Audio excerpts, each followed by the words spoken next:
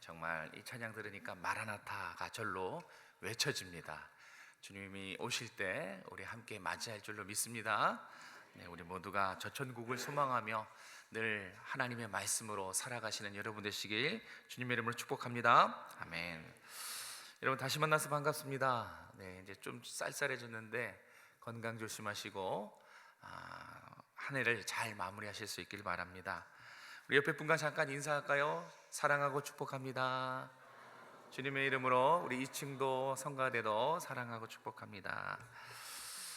오늘은 진리를 사랑한 사람들이란 제목으로 오늘이 종교개혁주일입니다. 그래서 맞춰서 하나님 말씀을 준비해봤습니다. 이맘때쯤 특별히 10월달쯤 되면 사실 세상과 교회의 영적 전쟁이 치열합니다. 무슨 얘기냐? 지금 이맘때쯤 되면 온 세상이 할로윈 축제로 떠들썩해요. 맞습니까? 뭐 여러분 길 가다가 자주 경험하실 것입니다. 할로윈 축제로 떠들썩해요. 한번 준비된 사진을 좀 보여주시겠습니까? 제가 잠깐 저 두 화면을 설명하려고 합니다. 여러분 할로윈 축제의 기원 알고 할로윈 축제를 그 기원을 알고 할로윈 축제를 좀 맞이해야 돼요. 왜냐하면 저 할로윈 축제는 오늘처럼 이렇게 아이들이 이쁘고 귀엽고 독특하고 그렇지만 원래 할로윈 축제는 귀신을 숭배하기 위한 날이에요. 아주 미화된 거죠. 아름답게 미화된 것이지 그 실상은 귀신을 숭배하는 날이 이렇게 시간을 거쳐서 오늘날 우리에게 할로윈 데이가 된 것입니다. 동영상이라든지 유튜브에 보면 이 할로윈의 역사를 쉽게 찾아볼 수 있어요. 그런데 저 귀신을 숭배하는 저 날이 할로윈이라고 미화돼서 유치원 아이들에게도 유치원 아이들이 1년에 꼭 하는 행사가 할로윈 축제예요. 그리고 음식점도 가보면 저런 모습들 많고요. 또 특별히 카페, 몇 해 전에는 이태원 참사도 바로 그날이 할로윈 데이였어요. 저렇게 남녀노소 할 것 없이 전 세계, 우리나라만 그런 게 아니에요. 미국이나 캐나다 이런 데는 더 극심해요. 국가적으로 대대적으로 지방에서 이렇게 지원해서 하는 그런 도시들도 있습니다. 온통 세계가 할로윈이에요. 이맘때쯤이면. 그래서 사람들의 마음과 생각에 할로윈으로 가득 찹니다. 전날을 기대하는 아이들도 많아요. 손꼽아 기다립니다. 저게 세상의 모습이고요. 저 또 다른 사진은 뭐냐면 교회의 모습입니다. 세상과는 반대로 10월쯤 되면 교회는 종교개혁의 의미를 기억하자, 그런 의미에서 10월 마지막 주에 종교개혁주일로 지킵니다. 근데 안타까운 건 이 할로윈에는 참 사람들이 또 성도들도 관심이 많아요. 그런데 정작 우리 신앙을 이렇게 형성시킨 오늘날 이 교회를 만든 종교개혁에는 별 관심이 없는 것 같습니다. 특별히 성도들도 종교개혁의 의미라든지 종교개혁을 잘 몰라요. 우리가 지금처럼 이렇게 신앙생활 할 수 있도록 만든 것이 종교개혁이에요. 목숨 걸고 진리를 외친, 진리를 사랑한 사람들의 그 헌신이 있었기 때문에 오늘 우리가 이렇게 앉아서 성경을 가지고 하나님 앞에 나와 예배를 드릴 수 있는 것입니다. 만약에 종교개혁이 16세기에 종교개혁이 없었다면 여러분 지금 성경책 만져보지도 못했을 겁니다. 그리고 이렇게 교회 안에 나와서 이렇게 편안하게 하나님 말씀을 듣지도 못했을 것입니다. 정말 제약과 장벽들이 너무 많았을 거예요. 하나님 앞에 나가고 싶어도 나아갈 수 없도록 제약들이 엄청 많았을 것입니다.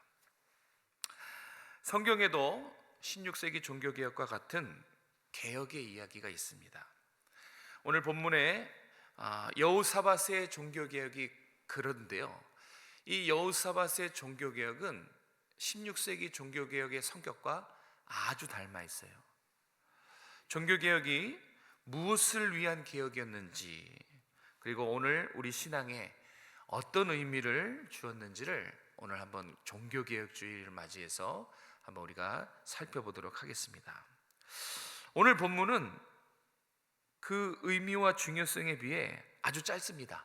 7, 8, 9절 단 3절밖에 되지 않는 말씀이지만 이스라엘 역사를 통틀어서 가장 의미 있는 개혁이고요, 가장 중요한 개혁의 이야기를 단 3줄밖에 되지 않지만 성경은 소개하고 있습니다.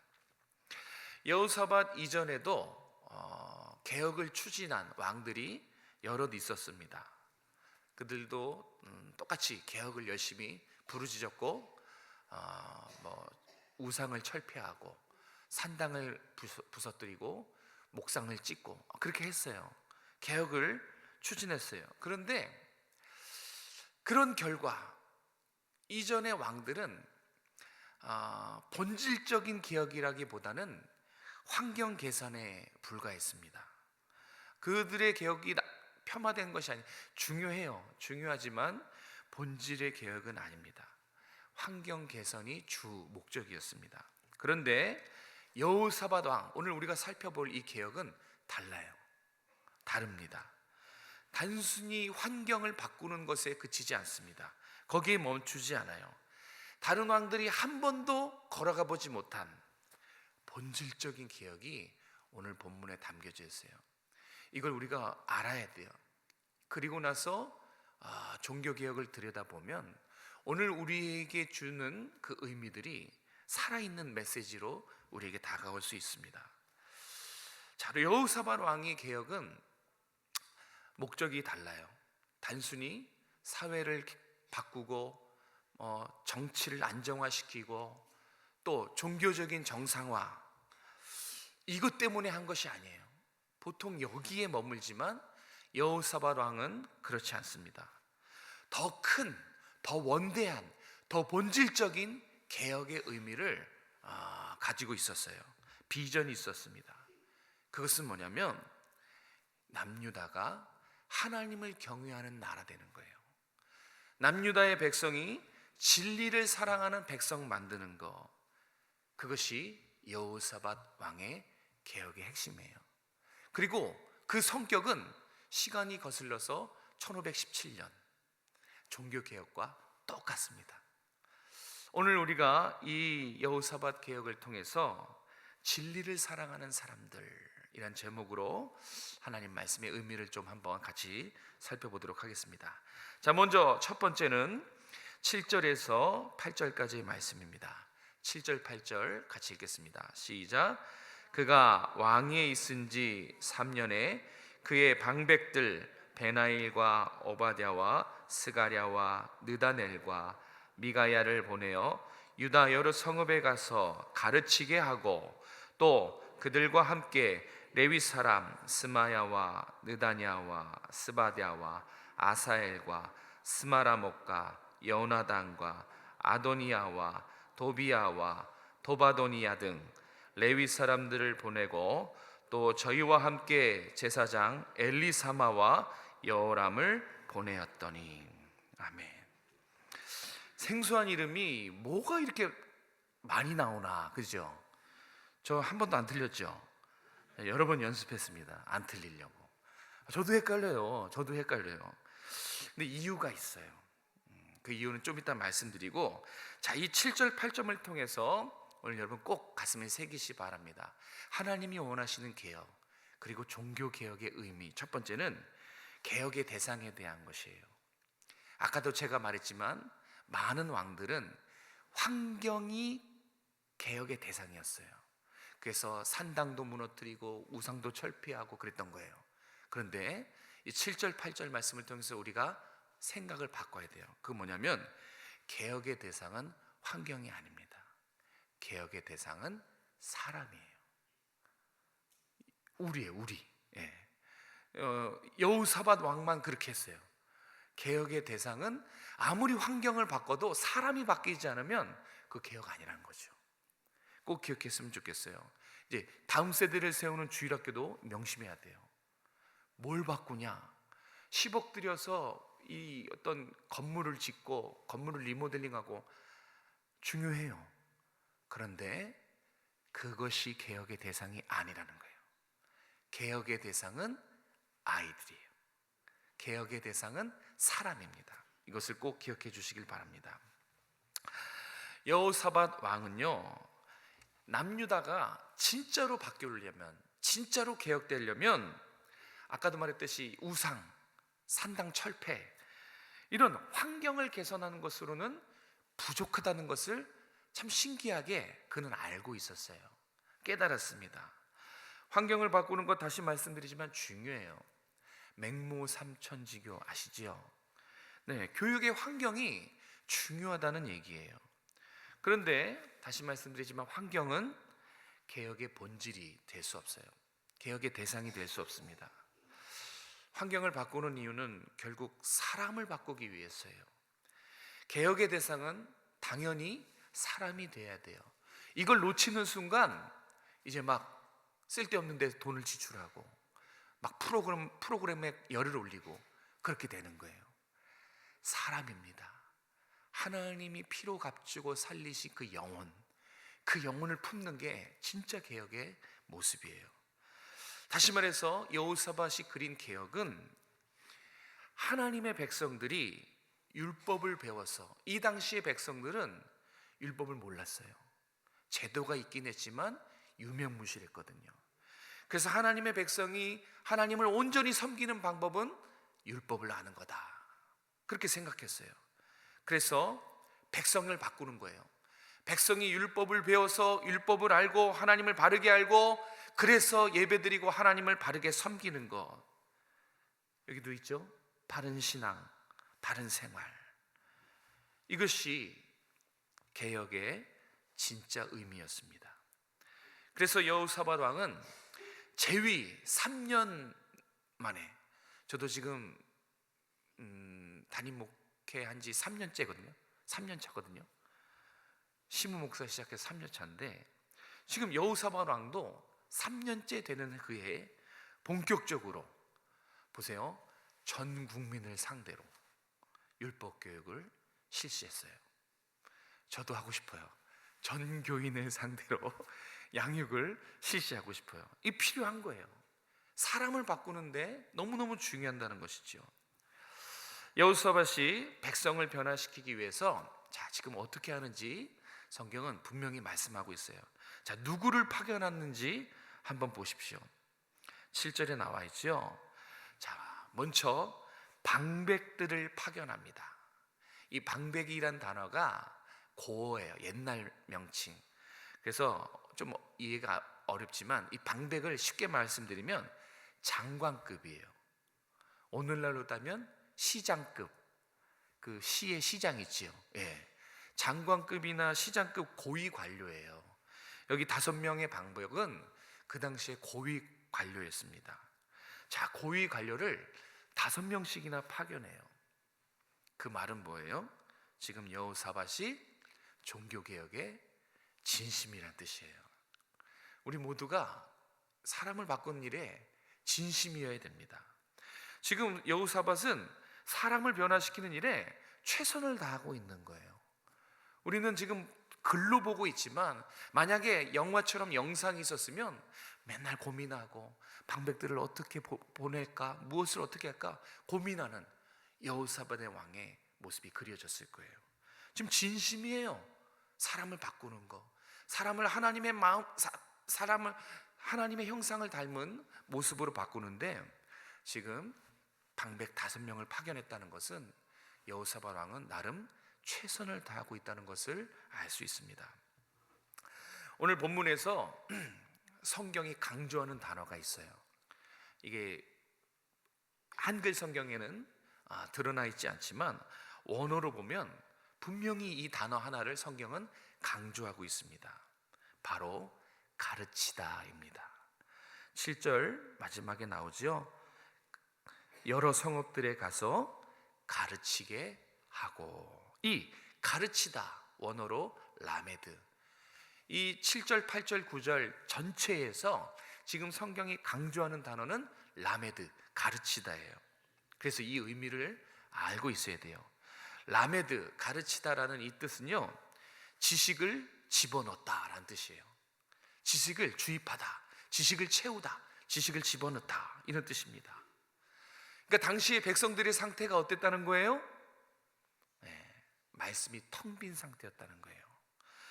말씀이 텅 빈 백성들에게 말씀을 집어넣는 것, 말씀을 채워주는 것, 이것이 개혁이다. 이것이 환경을 변화시키는 것보다 더 중요한 개혁임을 오늘 성경은 우리에게 알려주고 있습니다. 여러분, 사람이 바뀌어야 그게 개혁입니다. 우리 주일학교 선생님들이 기도하며 아이들 위해서 공과 공부도 준비하고 프로그램도 준비하고 그 하는 이유가 뭐예요? 아이들을 예수님 만나게 하려고. 왜? 예수님 만나면 아이들이 변하니까요. 변하는 거예요. 사람이 많아도 예수님 만나지 않고 초신자가 많으면 그 초신자 교회의 공동체예요. 그런데 한두 명, 세 명 이렇게 별로 몇 명은 없지만 그 한 사람 한 사람이 신앙의 거장이에요. 그러면 그 공동체, 그 교회는 성숙한 교회예요. 정말 믿음의 유산을 가진 공동체입니다. 마찬가지예요. 교회는 이 하드웨어, 외면과 이런 것도 중요하지만 항상 목적의 대상, 개혁의 대상은 나예요. 나. 여러분도 제 개혁의 대상입니다. 여러분을 어제보다 오늘, 오늘보다 내일 더 하나님의 형상 닮은 모습으로 변화시키는 것, 그게 제가 지금 여기 서서 설교하는 목적이에요. 제가 사역을 해나가는 이유가 여러분이에요. 여러분의 변화. 사람이 변해야 개혁이기 때문에 그렇습니다. 자, 방백만 파견한 것이 아니에요. 여기 보니까 8절에 레위인과 제사장까지 파견합니다. 이름이 꽤 많이 호명되어 있어요. 그죠? 지금 호명되어 있는 레위인만 세보면 9명입니다. 그리고 제사장 뒤에 2명이 따라붙어요. 자, 이 11명은요 특별히 선별된 인원이에요. 율법을 잘 가르치기로 소문난, 율법에 정통한 율법 교사들 11명이에요. 보통 성경은 이런 경우 지면이 부족하기 때문에 그냥 레위인과 제사장들이 이렇게 축약해서 표현해요. 그게 일반적입니다. 그런데 오늘은 그렇게 안 해요. 일부러 이 이름들을 마치 한 명씩 소개하듯이 누굽니다, 누굽니다, 율법에 정통한 사람 누굽니다, 이렇게 한 명씩 소개하듯이 일일이 열거하고 나열하는 것을 볼 수 있어요. 여기 이유가 있겠죠. 무슨 이유냐면 이 교사의 역할이 중요하다는 것을 가르쳐주고 있는 거예요. 사람을 변화시킬 때 교사의 역할이 정말 중요합니다. 목회자뿐만 아니라 간사들, 선생님들, 교사의 역할이 너무너무 중요해요. 우리 목장 리더들, 기관 회장들, 이 리더들의 역할이 너무너무 중요해요. 만약에 우리 오정성화교회 이야기를 성경에 집어넣었으면 우리 리더들의 이름이 하나하나 다 자세하게 기록이 됐을 정도로 지금 성경은 변화를 시키는 대상을 가르치는, 무엇보다 이 교사의 역할들이 중요하다라는 것을 짚어주고 있어요. 제가 드리고 싶은 말씀은 1517년 종교개혁자들이 있습니다. 루터를 시작해서 칼빈, 츠빙글리, 멜라니톤, 화렐, 베자, 볼링어 등 수많은 목회자와 신학자들이 죽기도 했습니다. 그들은 싸웠어요. 죽기를 각오하고 성경으로 돌아가자, 성경적인 예배로 돌아가자, 이 하나님 말씀을 성도들의 손에 돌려주자, 이 기치로 목숨 걸고 개혁을 부르짖었습니다. 여러분, 그 당시는 칠흑 같은 암흑시기였어요. 성경을 왜곡하고요, 성경을 바르게 분별해서 성도들을 가르쳐야 되는데 그러기에 게을렀고요, 심지어 백성들이 성경을 읽지 못하도록 성경 보급을 차단합니다. 성경 보급을 하지 않아요. 신부들이 자신의 영달을 위해서 종교를 팔아먹던 그런 암흑 시기예요. 그런 시기에 백성들이 어떻게 했겠습니까? 하나님 말씀을 듣고 싶어도 들을 수 없어요. 성찬을 할 때 교회 안에 들어오지도 못해요. 네. 일반 평민들은 저 밖에서, 문 밖에서 이 성찬을 하는 것, 귀족들이 성찬을 하는 것을 지켜보는 것, 그게 다였어요. 그 정도로 열악한 시기였습니다. 그런 하나님 말씀에 무지한 그런 백성들에게 성경을 돌려주고 참된 예배를 돌려주고 말씀을 채워 넣으려고 했던 사건이 바로 종교개혁이에요. 그때 많은 목회자와 신학자들이 죽었습니다.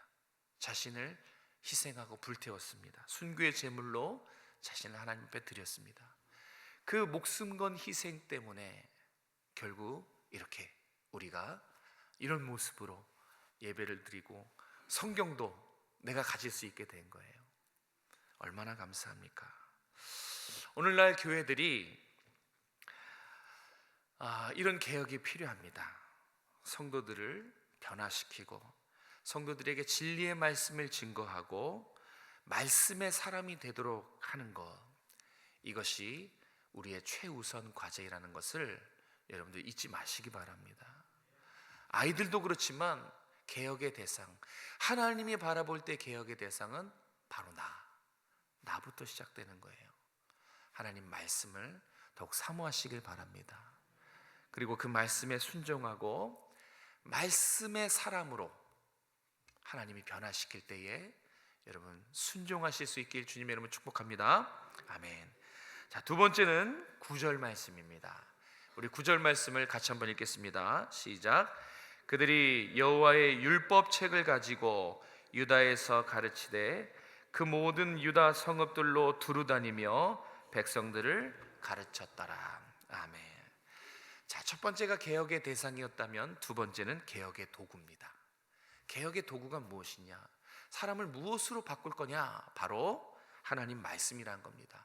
자, 우리 두 번째 대지 같이 한번 읽어볼까요? 시작. 개혁의 도구는 프로그램이 아니라 하나님의 말씀입니다. 아멘. 믿으십니까?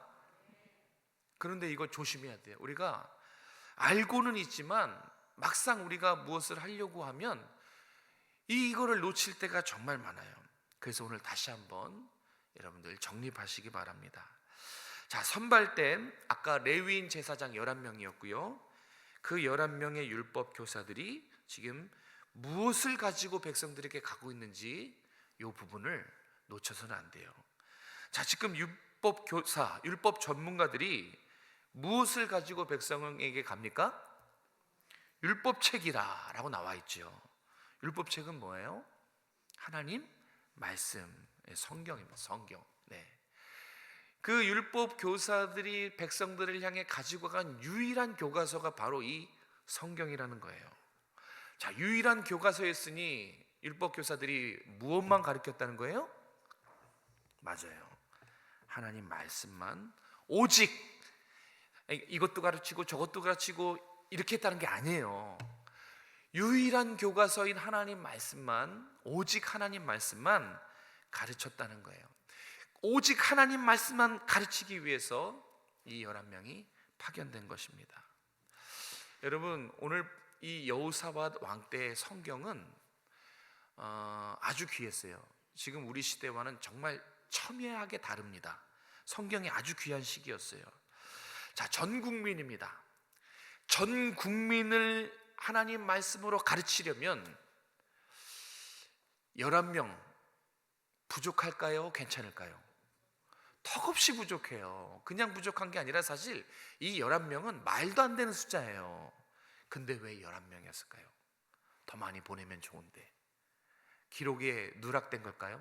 그렇지 않습니다. 11명이 갔어요. 근데 왜 11명이냐면 이 성경이 몇 권 없었기 때문에 그래요. 네. 그 당시에 성경 한 권을 만드는데 시간이 얼마나 투자되는지 아십니까? 이 성경 그 당시에는 이런 책 성경이 아니고 두루마리로 된 성경인데 그 성경 한 권을 필사하고 만드는데 시간과 비용이 막 어마어마하게 들어갔어요. 지금처럼 여러분들 한 사람씩 이렇게 한 사람이 성경 한 권씩 소유하고 한두 권씩 소유하는 이런 시대랑은 달라요. 상상할 수도 없어요. 그런 모습은 상상할 수도 없어요. 심지어 오늘날로 치면 목회자들도 성경을 갖지 못했어요. 당시에 종교인들도 율법책을 소유하지 못하던 그런 시기입니다. 양피지라든지 파피루스라든지 이런 것들을 잘 건조시키고 해서 만들었는데 시간 과정 너무 오래 걸렸어요. 그리고 전쟁이 나면 불타서 없어지기도 하고 분실되기도 하고 또 성경책이 보관도 까다로웠어요. 그래서 몇 권 안 되는 성경책을 성전이나 왕실 서고에 그렇게 보관하기도 했습니다. 그러니까 귀중했어요. 몇 권 없었습니다. 그러다 보니까 11명만 간신히 파견한 겁니다. 자, 그런데 이들이 누구에게 말씀을 가르쳤는가? 성경은 일부 백성만, 선택된 일부 백성만이라고 말하지 않습니다. 전 국민을 상대로 모든 백성을 가르쳤다는 거예요. 그러니까 성경 한 권을 들고 두루마리 성경 들고 이 11명이 전국을 돌아다닌 거예요. 전국 방방곳곳을 돌아다니면서 한 사람도 빼놓지 않고 하나님 말씀을 가르쳤어요. 아마 시간이 꽤 걸렸을 거예요. 이 11명은 밤낮 쉬지 않고 정말 바쁘게 돌아다니면서 하나님 말씀을 가르쳤을 것입니다. 한번 상상을 해보십시오. 밤낮 쉬지 않고 가르치는 성경을 가르치는 11명의 율법교사들, 그리고 백성들, 그들의 반응이 어땠을 것 같습니까? 이 반응이 참 재밌어요. 여러분, 백성들이 율법교사야 열심히 가르쳤겠죠? 백성들의 반응은 어땠을 것 같습니까? 기다렸을까요? 잘 배웠을까요? 아니면 반대로 그런 걸 배우느냐 하면서 도망쳤을까요? 율법교육 재미없잖아요. 그래서 졸거나 집으로 돌아가거나 쉽게 포기했거나 어땠을까요? 백성들의 반응이. 여러분이 믿겨지실지는 모르겠지만 적극 참여합니다. 가르치는 사람도 신이 나서 가르쳤고요, 배우는 사람도 이게 시간이 길어졌다는 건 뭐냐면 이쪽 도스에 시작해서 이쪽 사람까지 마치기까지 시간이 오래 걸렸어요. 그러니까 마지막에 있는 사람은 오랫동안 기다려야 됐어요. 그럼에도 불구하고 기다리고 적극 참여했습니다. 왜냐하면 이 당시에는 하나님 말씀을 배우고 싶어도 배울 기회가 거의 없었습니다. 지금 이런 종교개혁, 이런 기회가 아니면 백성들이 성경을 제대로 배울 기회가 거의 없었어요. 제도가 있긴 했지만 아까 말씀드렸듯이 있으나 마나한 유명무실한 상태였어요. 그리고 보통 이렇게 율법을 가르친다고 하면 학생이 교사를 찾아가야 됐어요. 그런데 여호사밧의 개혁은 성경 전문가들이 나에게 찾아오는 거예요. 직접 찾아와서 최고로 잘 가르치는 성경 전문가들이 가르쳐 준다고 하니까 너무 배우고 싶었는데, 그래서 백성들이 열심히 이 체계적인 성경 공부에 참여하고 배웠습니다.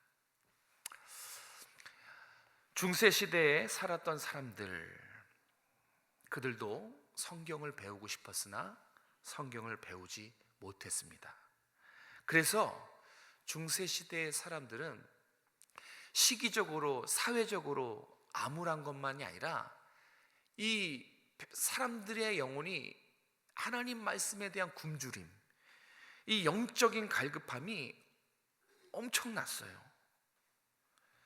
그들을 다시 살게 한 것, 그 영혼의 목마름을 해결하게 한 것은 오직 성경입니다. 오직 하나님 말씀이 그 목말라 하던, 굶주려 하던 그 백성들의 영혼을 깨우고 살리는 유일한 도구였다는 것입니다. 오늘날 제가 이렇게 신앙생활하는 성도들을 상담하고 또 이렇게 봅니다. 중직자들도 같이 양육하고 보면 배움에 대한 열정이 예전 같지 않은 모습을 봐요. 그러니까 열정이 좀 식어져 있는 상태들을 볼 때가 있어요. 그런데 그 영혼은 반대로 하나님 말씀에 대한 목마름이 극심해 한 상태예요. 그런 걸 보면서 참 안타깝습니다. 여러분, 중직자들 양육에 도전하시기 바라요. 여러분들은 그 영혼이 늘 하나님 말씀을 안 먹어도 이렇게 충만합니까? 그렇지 않아요. 중직자든 초신자든 상관없이, 목회자도 마찬가지예요. 하나님 말씀이 영혼에 채워지지 않으면 그 속은 목마르고 굶주리고 그 영혼이 고통을 당하는 것입니다. 그런 모습들이 많아요. 왜 그럴까? 다 배웠습니다 하면서 왜 피해갈까? 왜 양육에 참여하지 않을까? 보니까 부담돼서 그래요. 배움을 위해서 시간을 투자하고 내 노력을 희생하고 내 삶을 거기에 투자하기에 부담이 되는 것이죠. 그런데 참 신기하죠?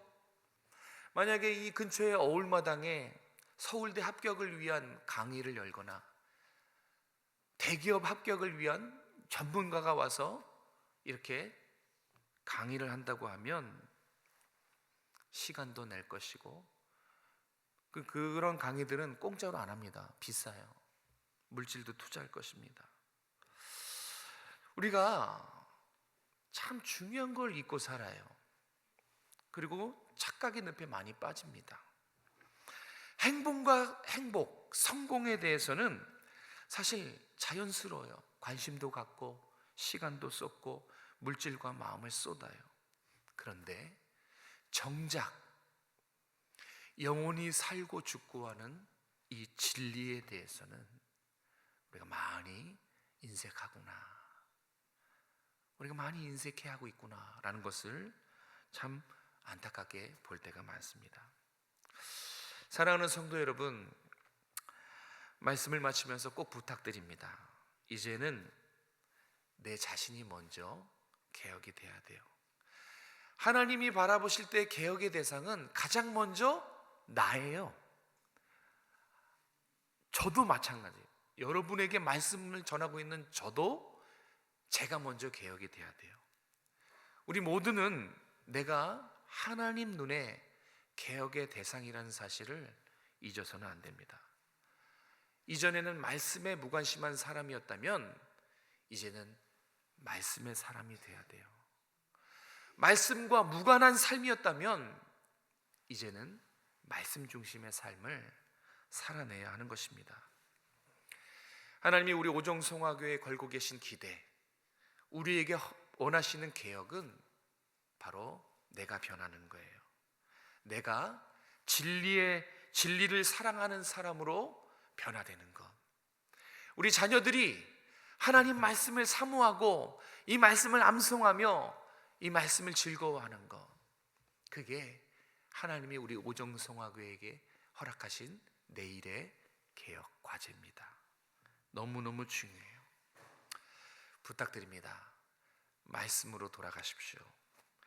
매일매일 갈급한 여러분의 심령에 말씀을 집어넣으시기 바랍니다.